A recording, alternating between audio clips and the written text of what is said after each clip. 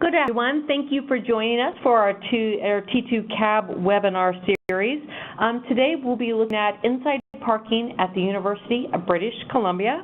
Brian Jones will be our presenter today. My name is Dawn Francescan. I'm here in marketing at T2 and I will act as your moderator.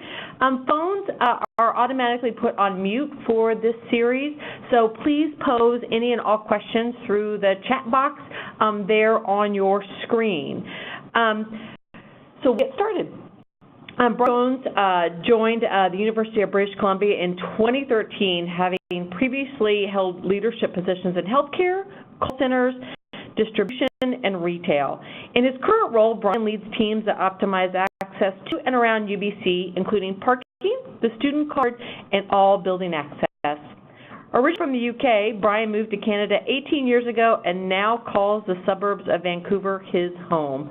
Thank you, Brian, for taking time out of your busy day to be able to give us some insight into your parking operation there at UBC. And with that, I will let you take it over and begin the presentation. Perfect. Thanks so much, Dawn, and welcome to everybody who's on the line. That wherever you are, that you're well and safe. As Dawn said, my background is somewhat varied, but join the call to listen to me speak. Although I will say, if because of my accent, something isn't quite clear, please just let me know. Also to T2 for putting on these series, which I think everybody finds particularly useful, and I certainly get a lot of insight from other people's operations as well. So we'll take a look at parking inside parking at UBC and some of the things that we're doing. So a couple of years ago, I gave one of these presentations, and this is a little bit of an update on that. And then I want to try and spend as much time talking about a topic that I've become very interested in, which is smart parking as a precursor to smart cities. So you've seen my introduction. No need to dwell on that. So let's look at some of the challenges that we faced, because I think that certainly in speaking to many of you on the phone and other people who couldn't make it, I think many of our challenges are exactly the same.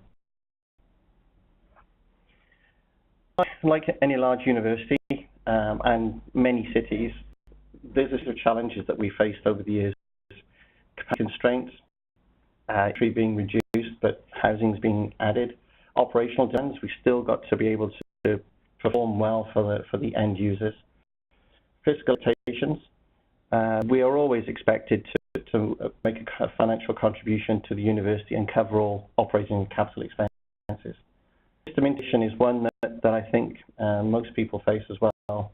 So with disintegrated, disaggregated system and a variety of equipment, we're focused on parking. With that is that I actually think we should be focused on access, the convenience, and I think one of the issues that is certainly coming to the fore as urban growth continues is curbside management. And the last is communication. So it's great to make all these changes, but how do you actually get that message across, whether to be executives, city councils, students, or end users? Capacity constraints. So this is a picture of UBC's daytime campus population over the years. So in fall '97, we were roughly about 42,000 people on campus at a time, and last year we estimated at about 69,000, so just a shade under 70, a 64% growth. So growing at a fairly significant clip, and I know that many of you face that challenge. Some transportation targets, which essentially say that we reduce occupancy vehicle to traffic to campus. I want to push more people onto the transit. And targets with 3 targets there. With more traffic, except we don't want more traffic. Side, the things were suboptimal. I don't have a deep background in parking, but it wasn't an unheard of occurrence where people were either trying to break barriers and gates or trying to lift them to get out without paying. So many operational challenges. We have some very old equipment that didn't exactly help our cause either. Our park system needs to be replaced. We've got 28 lanes in 6 bridges, and it was really old equipment that was federal, and federal decided to pull it to the market. We also had a Sirit system, which is essentially a hockey puck that sat on your windshield, and if you hold it, afforded you access to and from the park gates. Replacing that, we reckon, was about $4 million. Canadian American is probably about $400. Also had some challenges around operating expenses. So we're staffing kiosks, and we were spending a good $700,000 a year. These staff essentially take payment and let people out, but chunks, so they not the full 24-hour cycle. When I joined, this was the picture.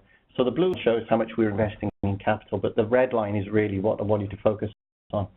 So the cash flow position at the end of each fiscal year. So we've been running a deficit for multiple years, and we continued on this path. By this time, we would have had negative cash flow of probably $14 million, which is unsustainable. And I'll graph and tell you what we did to change it. In terms of system integration, we had multiple payment meters. We had some Loop 1, some Loop 2, some coin rated, also the usual furniture that you see on city streets, double head coin meters. I mentioned was certainly not helping us at all and was not our friend. Broke down. We had LPR eventually drove around campus, so LPR license plate recognition. Well, LPR that went around campus looking exclusively for scofflaws. It didn't tie to paid a meter or paid on UL, or they didn't have or didn't check for permit status either. Enforcement was really clunky with different pieces of equipment there, and rates were a mismatch of A's and stuff. It was just across the board a mess. So very disintegrated, very old, and really a problem. Innovation remains challenging, and that's more about some of these systems that we're currently in test. Speak more about that future state, but I suspect that many have similar hardware and software challenges as well.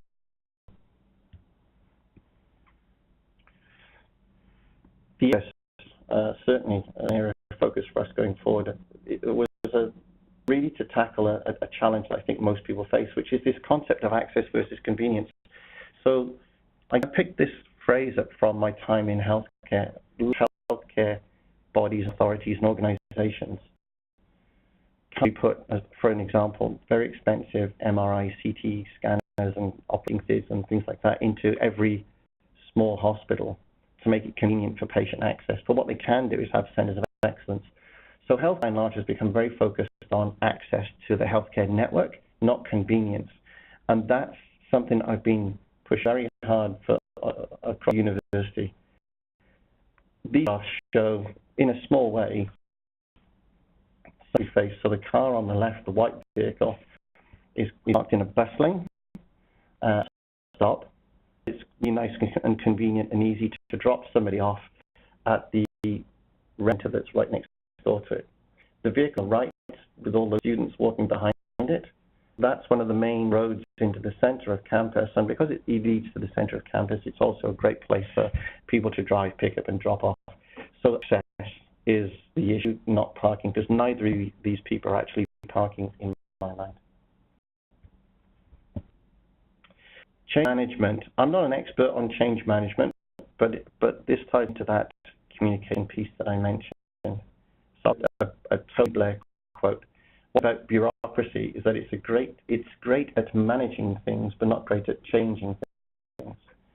That, I think, is a real challenge for large bureaucracies and institutions like UBC, probably most universities, and certainly for most cities as well, it's difficult to get people to understand change and to enact it in a way that's strategically and tactically prudent.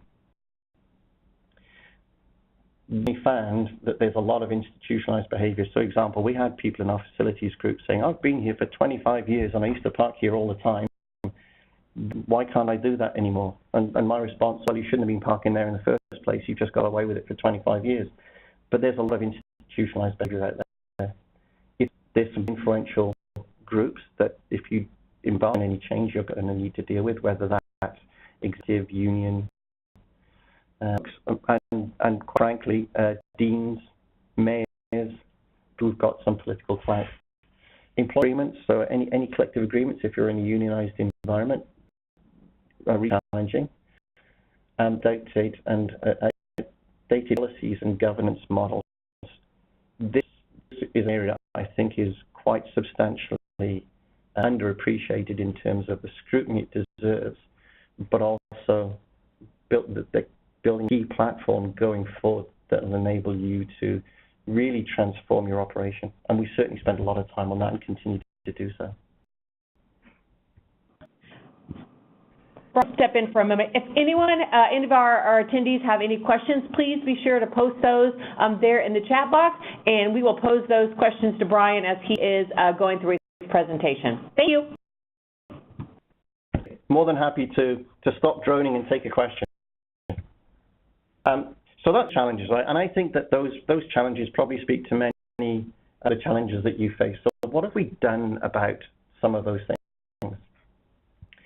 So the thing that I did once I understood the operation a little bit was really to develop a vision. So start with the end in mind. If you, as a university, we got access to an awful lot of very smart people.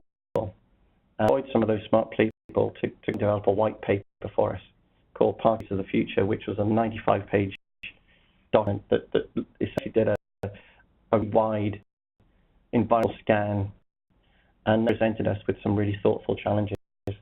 So the arcade on the screen here is actually in Miami, and it's designed to be able to cars and park them for periods of time, but also for alternative uses. And you can see that it's a thing of beauty. It's certainly not what most of my parking garages look like, and it's probably not yours either. So you got out with the end in mind. So I would say that even with existing infrastructure, probably want it to be smart and multi-dimensional hubs. Understand that parking in proximity to a destination is going to be reduced and in high demand, so that's that curb management piece. And access, not proximity, becomes more important. So how do you get people, not just folks who've got some mobility challenges, but people who may need short-term access, whether that's service commercial vehicles, somebody dropping off. So a basic example is airports, site management at airports, and daycares and schools. So those things in mind, and they're not easy challenges. We gave that an awful lot of thought. It's then put in place what I think is established solutions, and by that I mean the breadth of day-to-day stuff that's out there currently. So these are proven practices. So we went simplifying existing processes. So we moved to a single meter type. It makes sense. There's a good reason why airlines like Southwest only use 737s. It's understand that what the booking looks like, pilots understand how to fly it, and maintenance guys understand how to maintain it. We entered pay-by-plate. So it used to be a real mix. So some areas were pay by space, and some were just a free-for-all. Pay-plate enables us to do an awful lot of things, and we'll talk about that. I decided to fully enforce using LPR. That meant that we went and got 2 additional vehicles. We now have 3 mobile vehicles going around campus, checking plates for permits, for on at a meter, buy, sell, no payment at all, in which case we deal with those. It also allows us to enforce off-floor very, very quickly. We centralized platforms, so we already had online permit sales, and we've really been spending some time tweaking that. So everything's virtual. There's no hang tags. There's nothing physical that we put onto a vehicle other than a parking ticket. We moved to one form of meter, so all our meters now are looped to digital meters. A tech product that's the engine around our license plate recognition. Honk is a payment provider out of Eastern Canada that we chose when we went to RFP. We used to have pay by phone. There are a couple of reasons that we went to Honk, and if you don't have cell phone payment, I urge you to take a good look at this. In industry in general, society in general is moving from to cashless payments. The reason we went there was, one, we could get a better deal in terms of the per-use pricing, and the flip side was also that we had much better service. Our enforcement handheld units were updated. So we used to have Motorola units, and they had like a 1.5-inch screen. Well, if your workforce is anything like ours, they tend to be older people. I mean, over 40. Eyesight is much like mine, starting to get a little bit wonky. And looking at a 1-inch screen meant that we had lots of input problems. We moved our handheld units to notes. So they had a nice unit with a really large screen that they could actually see. The third bit that we did, we moved to, so once we've proven all that, we went to gateless operations, and I'll show you some slides on that in a second. Gate operations really means that so instead of making all that capital investment on a park system, we just put fixed LPR in and moved away from gates entirely. Results side. Here's an example of integration. That's one of our little Priuses with the LPR on top. That speaks to the system. It's fully integrated with payments made online if you buy a permit, online if you're using Honk for pay by cell, or to meter.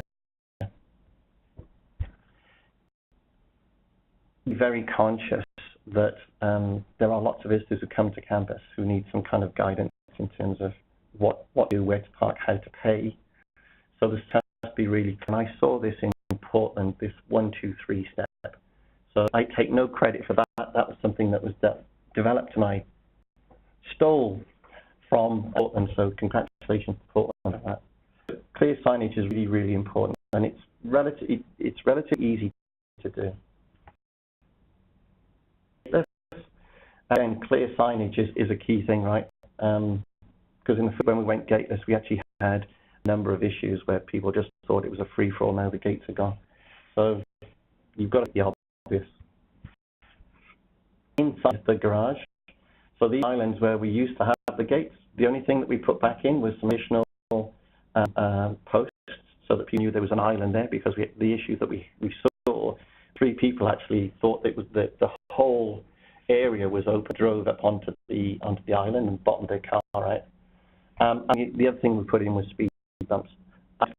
More over those installation of those speed bumps because people thought they were too high than I've had about any issue since being at UBC. It was quite surprising. Instructions. Sorry.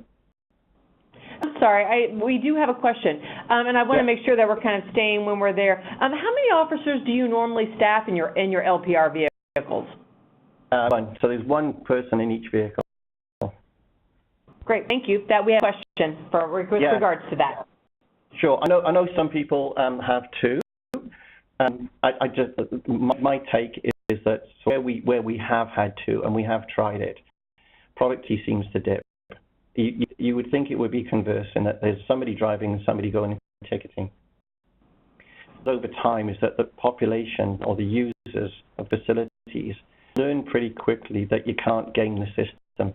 So our level of compliance go up so high around everybody pays, but we've certainly got to be, we are much better than when we started. We actually need 2 people in the car It's not actually that many vehicles that need ticketing. And how many enforcement officers do you have for your entire operation? I'm going to say, so in terms of full-time, I think about 10, and I think there's about a similar number that are part-time. Gotcha. I can find that out and share with the group. It's actually not that many. We also run enforcement 7 a.m. to 11 p.m. 7 days a week. Well, thank you for the clarification and expanding on that. No problem. So again, as Dawn said, feel free to throw in questions as we go along. It's really important, and again, you can see it's the same kind of same methodology, but you've got to make it big and bold. So this is Genetec's Free Flow. This is the fixed LPR piece, and if you haven't seen this before, it's really not that sexy. Essentially, you take exactly the same camera that you've got on the vehicle and you stick it on a bracket on a wall parkade. So we read plates as the vehicle comes in, and read vehicle plates as they leave. And what it gives us is essentially a screen capture on the right, so we can see the car, and then also it captures the license plate. So there's two pieces to LPR that you need to understand. So one is the camera, so optically captures everything that's happening in that field of vision. The second piece is the optical recognition that takes that photograph and interprets the license plate. So on the screen on the right, you can see that there's a picture of a vehicle, and so that's the camera, and then there's the OCR, the software, which actually pastes the license plate, and then the system interprets what the characters are and checks it against permits or payment. And we have several questions that are coming in. This is kind of, I think, a topic that a lot of people are interested in. So, and from Joseph Fazio, the sign states to follow the blue arrow to get to the meter. Are the blue arrows painted on the ground, on the wall, or are they hanging signs? They're painted on the wall. And who monitors the LPR screens at your parking office? So the way we're structured, we've got a supervisor, a shift supervisor, who has access to all of these screens. They can use, so one of the things, and you'll see this on a subsequent screen, we can see occupancy of each of the garages, and we can see where the violators are. So if we've got in one parking garage, 3 people are in violation, and a second garage, we've got 30 people in violation. The supervisor will see that on the screen, and they'll direct staff to the garage where there's more people in violation. So you do have an officer that's there monitoring the screens in the office. Is that person included in the count that you had set overall as far as all of your enforcement, the 10 that you counted? That would be an addition. So we've got 3 shift supervisors as well. So we've got our own impound office. So the shift supervisor is there to essentially, over the radio, direct staff where they're needed, answer questions from the staff, provide direction to them, but also there to do the vehicle release. If somebody comes in and says, I'd like to get my car back, please, and here's $500 or whatever. And can you share with us a little bit of your percent of your accuracy versus fixed cameras versus the mobile for the LPR cameras? Essentially the same technology. So no PR is 100%. And we check it. So when we check, what we actually do is we'll actually go in and we'll go through 100 or 200 reads that you can see on the right-hand side of this screen, and somebody physically goes in and says, yep, that plate has been correctly read by the system. We do that. We find that we're at least 97%. It's very accurate. Now, 2% might not sound great, and that's true. It would be great to get 100%, but if there are things in life, in my mind, that is 100%, I would prefer to take the productivity gain from 97% of vehicles have their license plates read, and then have mobile LPR deal with, and the officers in the vehicles, those couple of people that are either where we've had misread or they're actually in violation, than not have LPR. For sharing that. Well, in BC, and I know this applies to many states, see we're fairly fortunate in our license plate is fairly standard. Now we do have variations like vanity plates, and we had the Olympics in 2010. There's a license plate that's got some lovely Olympic rings background and all that stuff. So we do have some variation in license plates. I don't believe it's quite the same as in some states. So in areas where you've got really significant variations in the license plate, I suspect you'll see a degradation from that 97%. So a quick oversight of free flow. Go on the tech website if you're interested and find out some more. But personally, I would say we find it incredibly effective. So this is what we see from the system.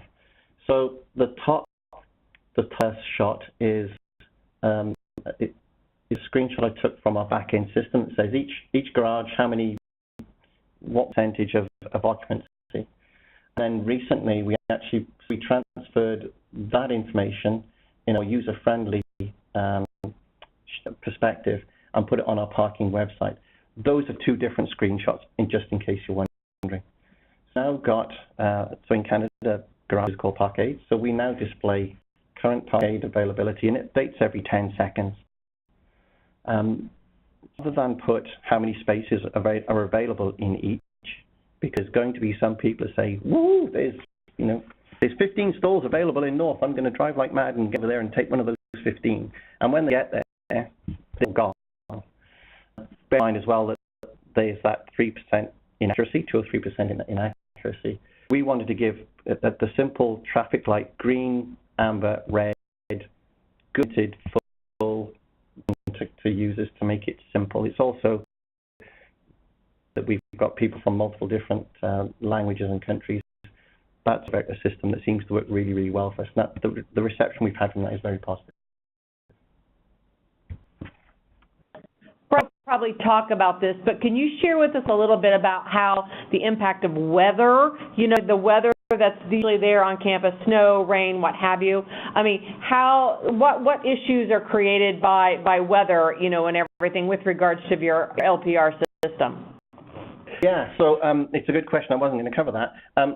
So fixed LPR, the cameras are inside. Even the mobile ones, they're going to read. If you've now a license plate recognition system, you'll be reading adverts off the side of buses. It reads everything that's got some kind of character in it.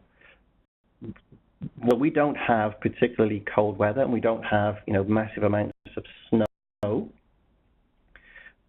There's going to be, if you're in a jurisdiction that, as an example, has significant volumes of snow, you get build-up on license plates. That will probably affect it.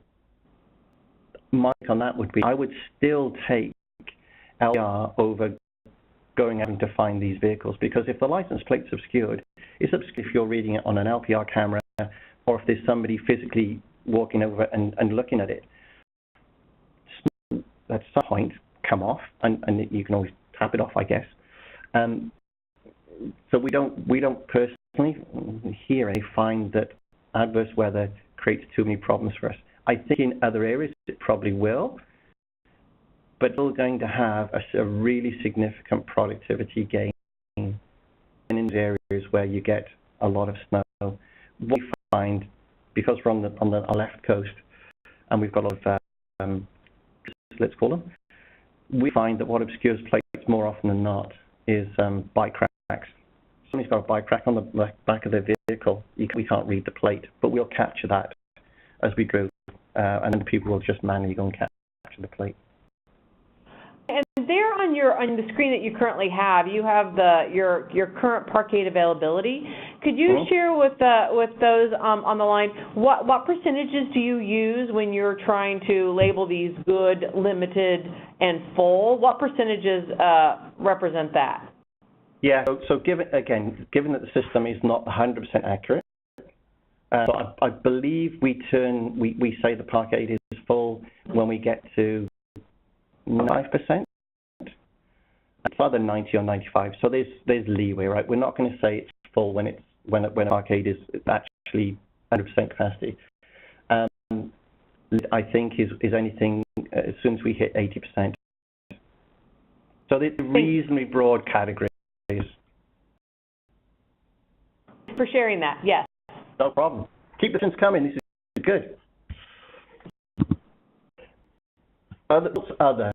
So I put these slides in because for two reasons. So one is, as part of the university's stated goals to get people out of personal vehicles onto transit, there seems to be a natural progression that essentially goes, and this speaks to the slide on the left, my vehicle, a vehicle car sharing, and then into mass transit, or an alternative way of getting to campus like cycling.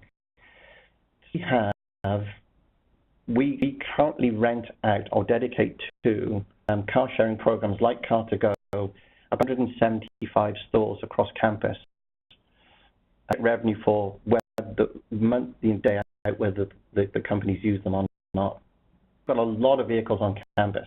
In those 175, we've got overflow that we put on the roof of the garages.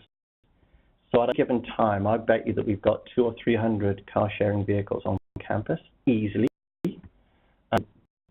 and they be very heavily used. Something to bear in mind when you look at things like parkade accuracy or capacity accuracy, because all those vehicles are not registered in our system. So those drive in to go to an overflow, that immediately becomes an in violation.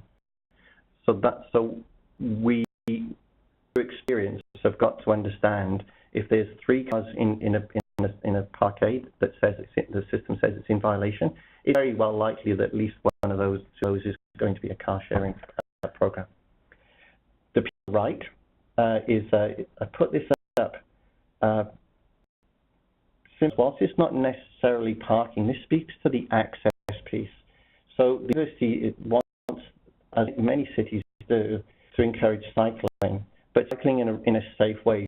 So the slide speaks to slow zone, please don't ride your bike, or electric bike, and electric bikes are becoming more of a headache for us, as I'm sure they are for you.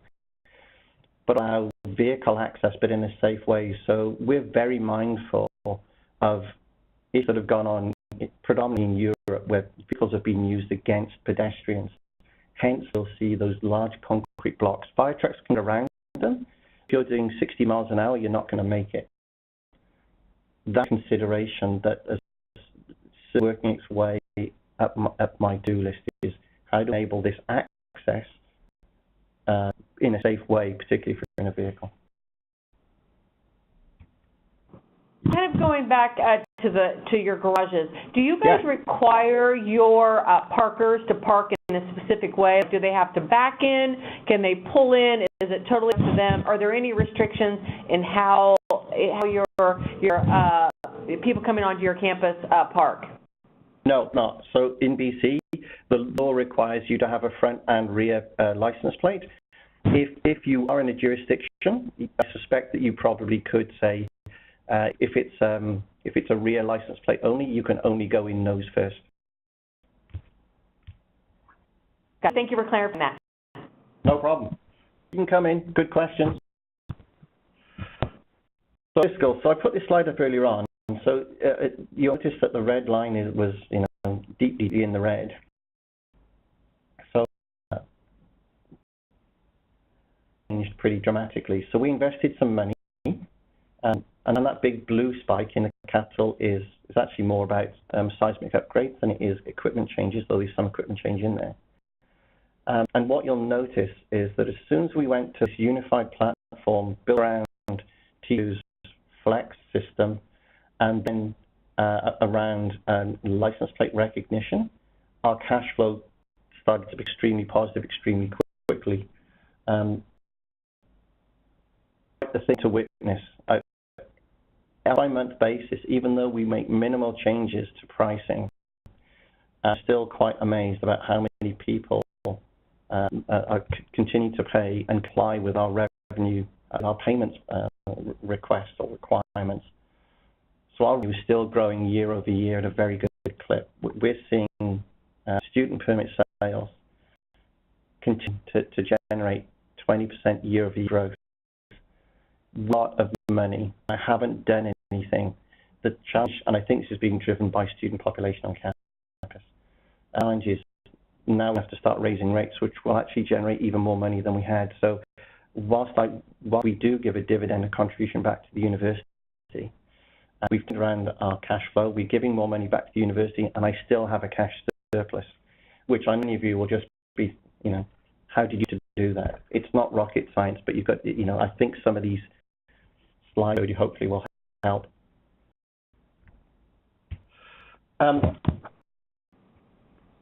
Smart solutions. One is, so having essentially, so in the 5.5 years I've been here, I'd say the first 3.5 years have really been around established solutions. So take best in class of what's available, put them in place, and make the operation efficient and very effective. That in compliance has driven revenue, and we're testing things. Phase on a strategic level where we're heading is really around smart solutions. In my mind, predicates smart city, and lots of people are interested in smart city solutions for a number of reasons, and you can see a whole chunk of them here. We've been very focused on delivering smart parking. So I'll show you some of these things that we've done here. So sensor networks. So we've got some of the stuff we've done around sensors networks. Intelligent signage. We're putting in some digital signage to complement that live feed from parkade availability, so that people can see in a real-time basis where can and can't park. Alternative fuel vehicles, connected vehicles, the whole lot, right? There's a whole lot of stuff that's in there that's really interesting. And university setting supports really high-level goals like research and innovation, education, student opportunities, and essentially are positioned to turn from a fairly mundane subject into something actually very cutting edge. And this morning, the university we signed a deal with Rogers. Rogers, a very large telco in Canada, for a year, multi-million-dollar investment that essentially will allow us to deploy 5G on campus. 5G will enable us to get to an awful lot of these things. So there's interesting stuff that we're doing there. So let's talk a little bit more about some of this stuff. I apologize. We have a question and everything. With regards to your car, did you mention that you were collecting revenue from Car2Go? Yeah, none of the car sharing, none of the sharing companies, campus and reserve stalls without paying for them. So we get a chunk of revenue from them, and we charge them a premium rate for each stall, because the stalls that we give them tend to be ones that are in the center of campus, where we want to facilitate access, and we don't want personal vehicles parking there. So personal vehicles park in a hub, like a garage.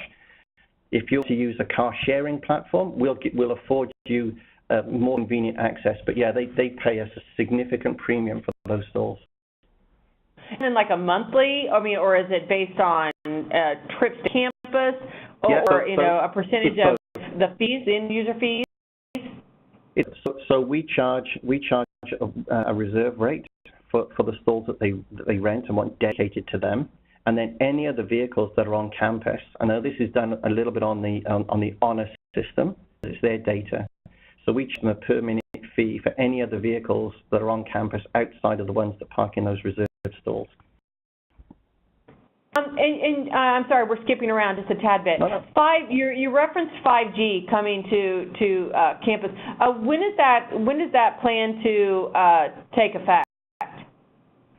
I was just down in downtown, where Rogers and a load of press just announcing it. I'm not the driver behind it, but I'm part of the operational group. So that got announced this morning. We'll start seeing 5G deployment sometime towards the back end of this calendar year. Rogers is very, very keen to do it quickly. That's a little bit of an inside scoop then, since it was just announced this morning. Yeah, I literally just came from the media release on it. 5G, just to put it in perspective, 5G can handle about 500 times the data that 4G can. And then the big piece around it is it's that ultra low latency. So if you're running autonomous vehicles, you can't do it unless you've got 5G. Well, thank you very much. best on that. Real-time 4K audio, video feed, the whole works. Anyway, so yes, File will enable us to do a really good job around all these smart solutions, from AR, VR to cybersecurity and sensors. Let's talk a little bit about some of these things. Saw this at Intertraffic in Amsterdam. Essentially, this was a survey that a consultancy did and went to the States to do it. When you think about smart city solutions, what do you think of? Well, most mayors and city managers, public safety, control traffic lights, EV charging stations, and et cetera, et cetera. What was interesting for me was this will clearly direct where cities, at least, and you create massive systems into that, want to look at sensors and smart city solutions. Connected autonomous vehicles was way down the bottom. Very interested in how you control and manage congestion, control and manage the environment. Is why controllable traffic lights, i.e. congestion, number 2, charging stations and energy solutions are 3 and 4. Those are areas that I think that we should be talking about much more often, and that I think we're going to be talking about a lot more going forward. Autonomous vehicles gets a lot more oxygen than I think it deserves. Perspective. So that's my take on smart cities. So networks. So this is stuff we've actually deployed. So this is a system called Frog. They're out in New Zealand. They're a bit like Streetline was in San Francisco. So on the left side, you can see the little in-ground sensor, and 15 is had to cut out minutes. So these are 15-minute stalls that we put in place in select locations, like in front of the hospital. So great for pickup and drop-off. 15 minutes and it's a hard stop. On the right side is the gateway. So this is all solar-driven, connected into a cellular network. And then the information down the bottom essentially says, here's all the 15-minute parking spaces, and there's a whole bunch of them. When were they occupied, when were they infringing, and we can pull all the data from that. So a good example of the use here was actually had somebody complain to the ministry in provincial government saying, I used to park all day outside the hospital, I can't anymore, you're killing my access. Well, actually, I showed them instead of 4 vehicles parking there all day, I actually had 76 vehicles use those stalls that day, and she went away and never darkened my door again. So one sensor system that we've deployed. The system that we're looking at, that we've looked at, this is Clever City out of Munich. On the left-hand side, it's a little bit glary because I had to zoom in on my cell phone and all that kind of stuff, but that on the right-hand side is essentially the camera. These are high-def cameras that sit high up on light posts.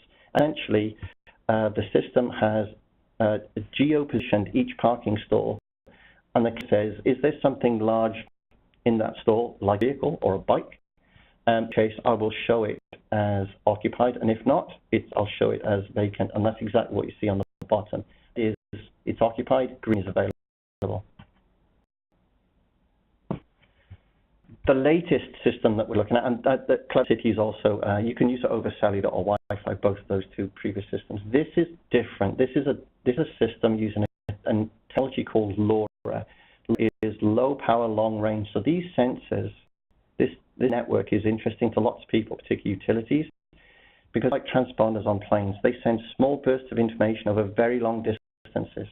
So whereas the two previous systems, you've got to have a gateway relatively close by, these will transmit over multiple miles, even in a built-up area. So on the right-hand side, that stall sensor that we put into a Park8, we've got 10 of them in test.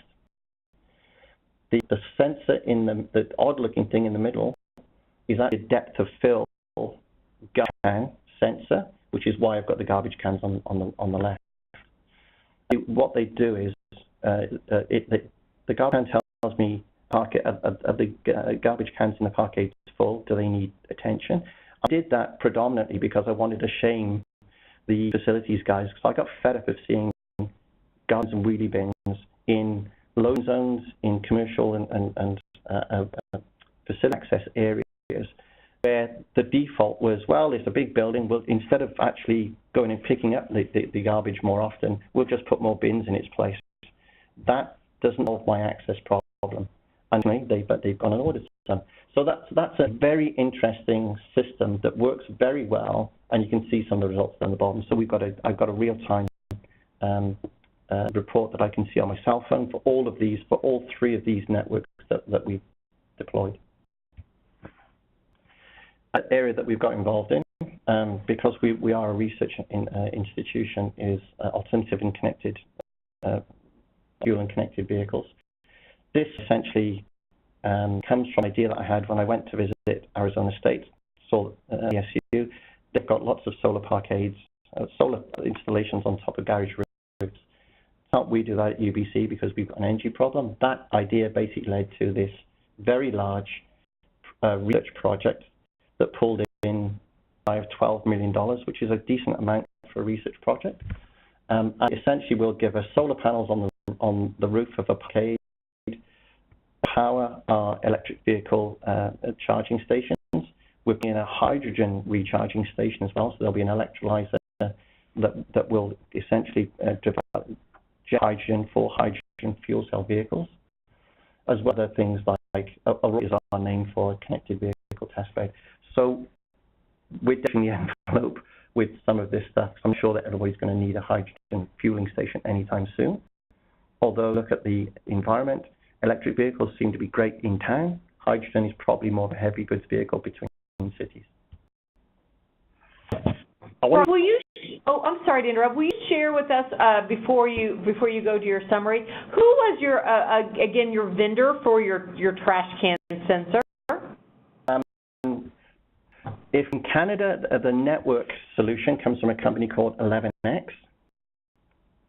And if you go onto their website, they'll essentially, because you've got to have a network, right, to put these things on. I can't remember the name of them.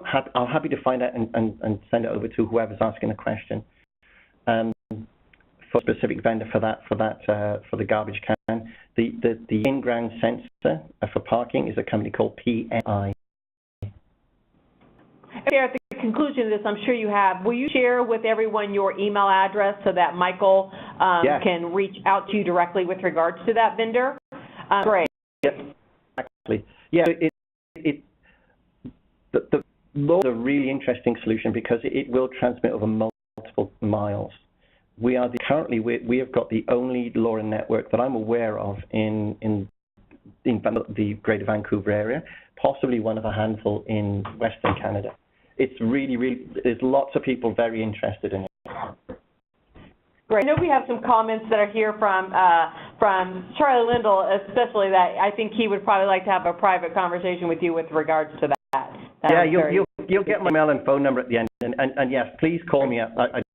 The part I agreed to do the presentation was to tell you what we've done, and I think for some people that's probably enough. And for other people, it's also what we're thinking about going forward, and the smart city stuff is undoubtedly, so the whole IoT piece is something very interested in. And I know we are pushing the envelope in some of these areas. Summary. So here's closing thoughts, and open it to other questions. I think we're all facing the same challenges. I don't think it's about parking anymore. I think it's about access. Really important that you define where you want to finish before you start. PR, even if it's not 100% accurate, still delivers significant efficiencies. There is no way that we would ever go back to anything other than LPR. By and large, is proven software is where it's at. So whether it's software to interpret a license plate, software that interprets if there's something parked on a sensor, a depth of fill. All those LoRa sensors, by the way, give us temperature as well. So we're putting in environmental sensors, so we'll know what part of a garage roof we need to salt, as opposed to salting the whole thing at $5,000 at a time. All that stuff. You don't need gates. As you're operating a really high security area, you probably don't need gates. If you've got, especially if you've got the ability to go to something like a DMV and say, this person didn't pay me for my parking, don't let them renew their driver's license. If you're running in those kind of environments, not having gates are just huge. That if I put gates back in at UBC, I guarantee I'd lose my job. The community would go bonkers. Systems and integrations are definitely the way to go, and that's the focus. That's what I've been saying to T2 for a couple of years now. You've got to become an integrator. So whether it's an API or some other agreement, but integration is the way to go. And the last thing would be just have a read around on smart city mobility as a service. I haven't touched on MaaS very much, but yeah, I'm not even going to go there. Just have a read about it. It's something that is, if you're not aware of it, it's going to be on your plate pretty soon. That's me. Great. Thank you, Brian, for sharing. And I know that we've had some people that joined us after you had began your presentation, but can you share again with those who are out there what your student and staff population numbers were once again, please? Student and staff, so we've got, it depends who you ask, right? Student population, I believe, is in and around the 60,000. We've got 15,000 faculty and staff. UBC sits on 1,000 acres, and some of our endowment has come from using some of that land to develop property. So in addition to that, we've got another 25,000 people who live on campus but are not associated with campus. So if everybody showed up at the same time, we'd probably have 100,000 people on site. Wow, great. Thank you for that, and thank you so much for taking the time today to kind of give us all a brief glimpse, into your parking operation there at UBC and what you guys have got going on. I know myself, I will never look at trash cans, I think, the same way again, and everything. So if you guys, we have Brian for a few more minutes. So if any of you have any further questions you'd like to pose to Brian, please put those in your chat window, and we will be more than happy to pose those to him. If not, then we'll let everyone get back to their day and get a few minutes back a day. Yes, thanks very much, Dawn. So yeah, please send in any questions. I know that some of this stuff might seem a little esoteric, but the underlying solution behind it, the networking, the sensors, the IoT, smart cities, these are fundamental things that I think you need to wrap your head around. Fix your operation or improve your operation, whichever you want to frame it at. First, obviously, and then move forward. I'm more than happy to share the deck with anybody who wants to have it. I'm also more than happy to take any questions. You get my email. Please feel free to contact me directly or through Dawn. And again, thanks so much for T2 or Dawn for organising this, and also for you for attending. I know you're very busy too. I do have a question that just came across. For your car sharing, how do you deal with excess cars in a parkade? The real question. So we don't go down the road of capping vehicles. The reason for that is that if we intervene and cap either permit sales or cap the number of vehicles, it's us who's making the intervention. Now, you might say that's actually the right thing to do. My take would be, I don't want to be on the receiving end of somebody saying, I couldn't do it because you did it. I'd rather them to say, I couldn't get in there because I arrived too late, or it's just full.